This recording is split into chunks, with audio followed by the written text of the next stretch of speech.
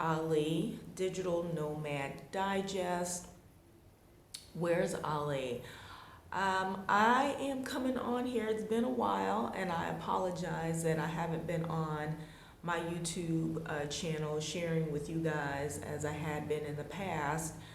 But I needed to take a little bit of time over the last couple of weeks due to a very personal family tragedy.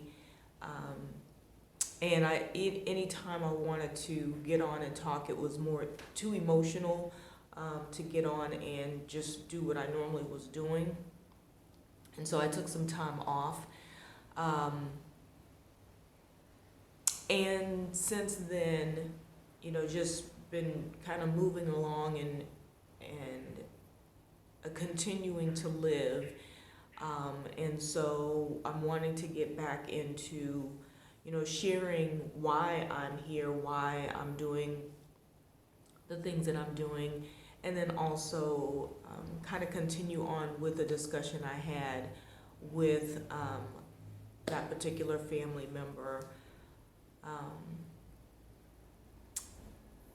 a few weeks ago, and you know why this is so important to continue to do. And so I appreciate you guys hanging in there, you guys waiting, and some of you who know me outside of social media or outside of YouTube sending messages and inquiring about my kind of disappearance and thing that is really comforting. And so I appreciate you guys for that. So I wanted to just give this little interlude, just to kind of, you know, I'm not going to say too much at this point, but just let you know that, you know, I'm still here, but I've been dealing with something in our family, a little bit more privately.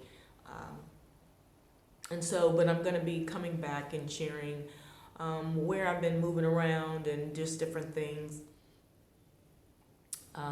You know, from my Egypt trip, even, you know, other things that I did in Tanzania, you know, and as I'm moving along. So hopefully you guys will stay here with me and continue to follow and subscribe so that you can see any updates that I have. I'm planning some upcoming talks, you guys. If you are on Clubhouse, send me a message and let me know. I may be doing some travel talks on there, but you know, I want to talk about the differences between some of the places I've been: Egypt, Tanzania, Kenya. Some of the things that, you know, are light bulbs and, oh wow, this is different or this is the same, and just share some of my experiences with you guys, and then you know, assist in any way I can with helping you guys move about this globe and you know, get you set up if you're wanting to explore and or travel and or visit, you know, and how you want to do that. And if I can provide, you know, information just on how to move around, I'd be more than happy to do that. So please comment if that's some of the stuff that you guys are interested in. Again, right now I'm on the continent, in the continent of Africa, moving around, but I've been all over the globe. Not everywhere, not even a third of the countries in the world, but I've been to some places and would definitely love to share my experiences with you guys on those. So I want to do some travel talks and budget travel talks, solo women travel talks, things that I think are important to share with you guys, and let you guys ask any questions. So again, let me know if you guys are on Clubhouse and if you'd like to join in any of those discussions, and we can kind of have some one-to-one interaction. So anyway, you guys, I am going to share a little bit about my trip from Tanzania actually to Kenya in the second part of this video. So I hope you guys will stick around. Again, thank you all so much. I love you all, and please remember, like, subscribe, and share, and I'll see you guys soon.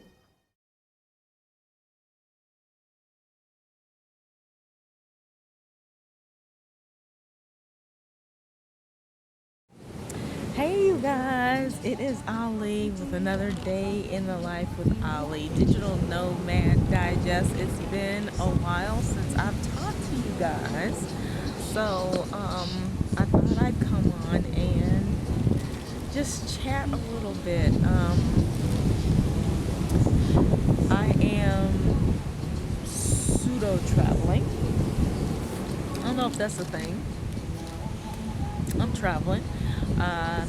But today I want to talk a little bit about my journey out of Tanzania to Kenya on the bus. So share a little bit with you guys about that process, what to expect, what to prepare for, and what not to do that we did. And next time we just know better.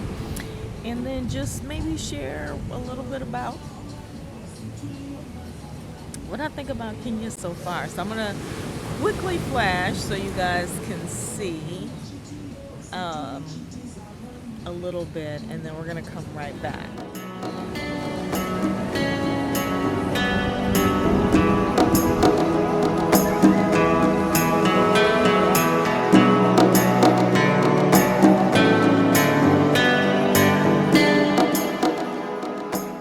Okay, so hopefully you guys got a little sampling of the beauty that I see on the other side of this camera.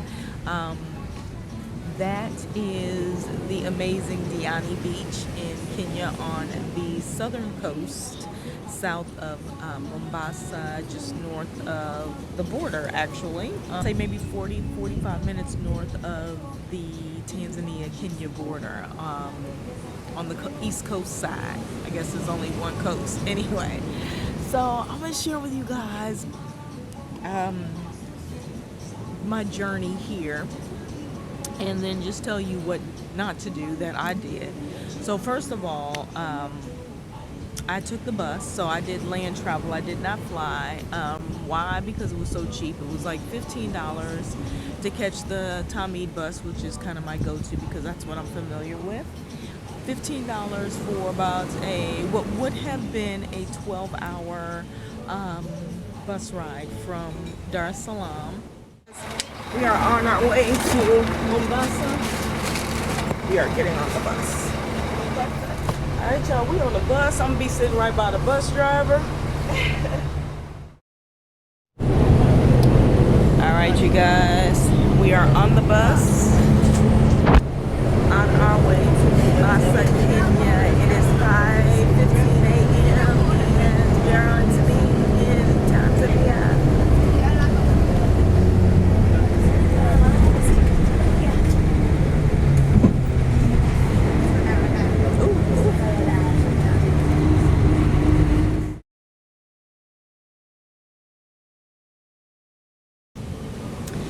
I got my visa, so a couple things that you need to travel just in general is visas, and now we're in the world of COVID, so you kind of have to check to see what you need to travel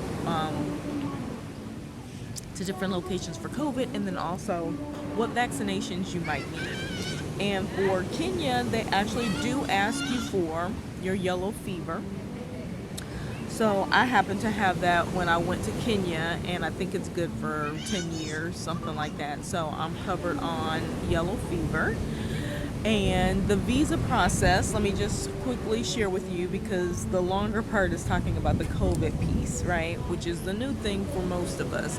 But it is now a necessary part of travel and somewhat annoying and painful part of it. But so for the visa, it is pretty easy to get your visa. They are no longer, as of January 2021, allowing you to cross the border and get your visa on arrival, whether that's land, water, or air travel. You do have to have your visa already in hand and printed, preferably, before you reach the border. And you can go on their site. I'll actually share the link here on the YouTube in the description, which site to use, and they have multiple different types of visas that you can get as a tourist.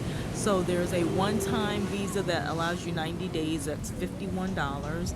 They have a 3-country, like an East country visa, which is Rwanda, Uganda, and Kenya for $101. Good for 90 days. They have I don't know if it's a 1 year. I think it's a 1 year visa. It's longer than the 3 month, and that one is 101 just for one country, just for Kenya alone, and it's an extended period. It's either 6 months or a year. But you still have to leave every 90 days, I believe. I'll confirm that, you guys, because as I said that, I was just thinking to myself, I don't know if you actually have to. And then finally, they have a 5-year visa, which I believe it's 5 years, and it's $201. Yeah, that's fantastic. I will confirm the time frames for those visas so that I don't mislead you. I'm just going off the top of my head, and that's what I remember. So anyway, very easy. I applied on like a Tuesday or Wednesday, and I got it back the very next day. But I will tell you this. You will put your email address and all that in and think that you're going to get an email notification. You will not get an email notification. You actually have to sign back into the site that you applied for your visa and just keep checking your status. And then ideally print it, but I think they asked for it at the border, but the one other person I know did have it on their phone, and I don't think that they were given a hard time about that. I think that was okay. I just like to have printed copies of things just in case it is an issue. Or, for example, like if you're leaving Tanzania and going by air, certain documents need to be on paper so that they can stamp it and approve it. So know those kinds of things. So now let's get to the nitty gritty, which is the PCR test. So you guys know I travel a lot, and I know pretty much everywhere you need a PCR, except Mexico. So, and maybe even, I think Mexico is probably the only place that still does not require you to have a PCR to go into. And so I know very well, so before y'all come on here and be like, Ollie, you know better, why would you do that? I listen to the frequent travelers and the people who I had been just chatting with, who literally did the same exact bus ride I did from Dar es Salaam through the same border to Kenya, and did not get a PCR previously, because in Tanzania they're $125 on up. So people who did not get the PCR came to Mombasa, able to go ahead and just pay for the rapid test when they arrived. Had no other issues, said it was easy peasy, piece of cake to get through.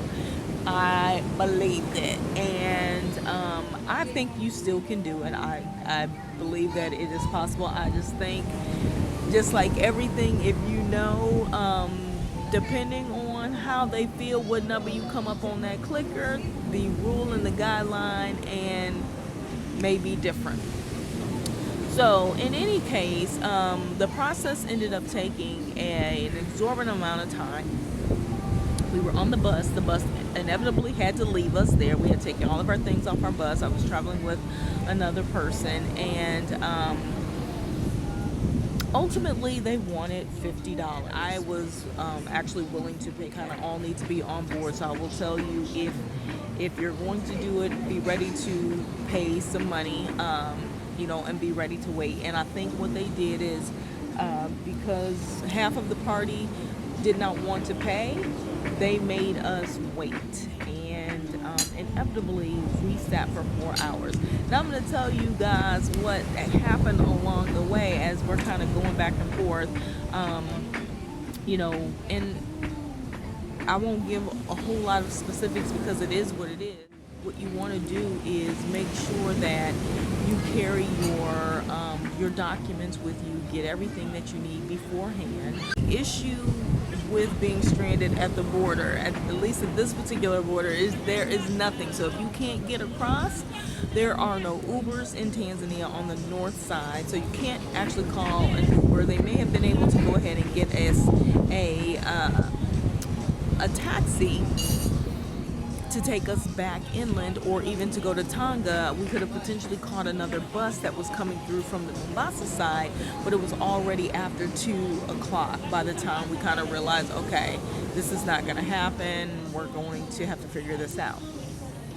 So be aware of that, because that could really cause you some issues. If you can't get to, a testing facility, you have to basically wait overnight or 2 days. I was prepared to go back to Tonga if I needed to hang out in Tonga for a little bit and then cross over, because I was just like, at one point I was like, I don't know if I'm coming in Kenya, or if I'm just going to not come in. And rightfully, I should have simply just done what I would have normally done had I been on an airplane. I would have just gone and got my PCR test. So everybody's experience tends to be a little bit different. That day they straight up were like, and I'm gonna say this too, not everybody who was with us had a PCR before they got on the bus. Not everybody. And I'm not even talking about my group. I'm talking about other people I didn't know until we met them there. And so just be prepared if you're going to go that route. Be prepared to pay whatever you need to pay to either get it there, or do whatever is necessary there. And so just be mindful of that. I'm trying not to elaborate too much, because the process is the process. I mean, it is what it is. And the thing is once you get there, even if you have your test, you still are required to take another test there. That test is supposed to be free, but it might not be. I don't know if they charge, how they charge, or what, but it's another test that ultimately is the antigen test that is supposed to verify that the PCR test was accurate. So you just got the PCR test within your 72 hours or whatever the case may be, the day before, and then you arrive and you have to get another test to say that that test was actually accurate. And then once you go through that, then you're good to go. Well, we, like I said before, we had to remove our things from the bus. The bus did try to wait, bless their heart, because they were sitting there for over an hour. They tried to wait for us, but that's unfair and disrespectful, quite frankly, to everybody else on that bus who had all of their stuff together and or did what they needed to do to get back on the bus. So in essence, the bus left. But God sent me 2 guardian angels, and I looked up as I was sitting in the immigration office, looked through the glass, and recognized a face. It's like really blurry because the glass is like tinted and foggy. But I kept looking, and I was like, I know this person. Y'all, I'm in Tanzania on the border of Kenya, and I recognized someone on the other side of the glass. That's crazy. So another theory behind that is make sure you meet people, good people, make quality friends and relationships and connections when you go to different places, because you never know who you might run into. And so in any case, I went up, and it ended up being some people that I stayed with when I was in Tonga. And I told them, hey, we are stuck at the border. This is the issue that we have, and please don't let me get arrested. And they went in and they talked to the guy that handles the money and the final stamp. I might be sharing too much. I might have to bleep some of this out, but there were guardian angels that helped us get across, and they waited for us for hours, and they were supposed to be coming to Mombasa and coming right back. So thank God to them. I don't want no issues, I don't want no problems and stuff like that, but I will just say, just to be on the safe side, go ahead and get all your paperwork, get the normal documentation you would get if you were traveling by plane. So Just FYI, just notice some of the things that I've experienced. That's what you need to know and do if you are going to travel, especially traveling by by land across the borders. I will put in some links for you guys so y'all have that information. And then let me know if you guys have any other questions. And I'm going to leave you with some of the beauty of the east coast of Kenya. You guys know the drill. I appreciate you all always tuning in, following and subscribing to my YouTube channel and sharing that with others. But I'm going to leave you guys. Y'all know the drill. Toodles and noodles. Peace and hair grease.